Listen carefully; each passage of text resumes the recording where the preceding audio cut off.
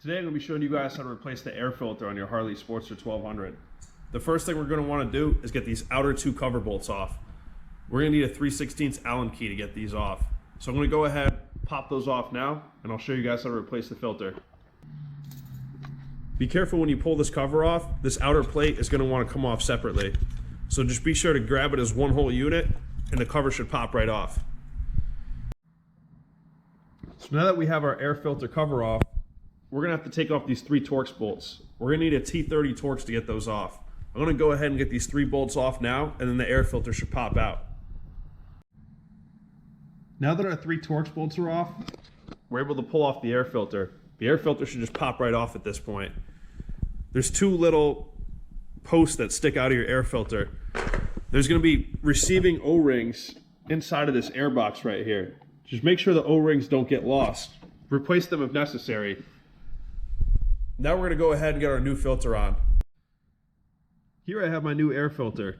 I just put grease around each of these posts right here that seat up against the O-ring so nothing gets ripped when I tighten the air filter down. So now that I have my 3 Torx bolts back in the air filter, I'm going to go ahead and tighten these in a crisscross pattern and get them snugged up. So I just went ahead and got my 3 bolts all tightened down. I only got them what I like to call a screwdriver tight. And that basically means I only get them as tight as I could with a screwdriver. So now that these are tight, I'm going to go ahead and put our cover back on. To do that, I'm going to hold the cover in place, take the bolts out, and I'm just going to slide the cover back on.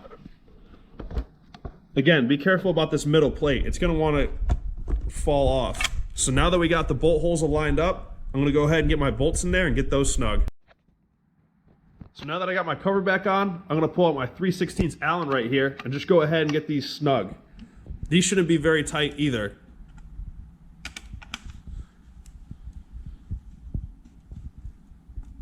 Even that's just good enough. I'm using the long end of my Allen key here, and even this is tight enough.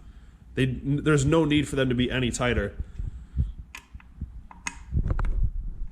Good to go. Now your air filter is complete.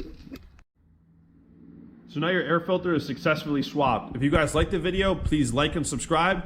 Comment if you have any questions below, and I'll see you next time.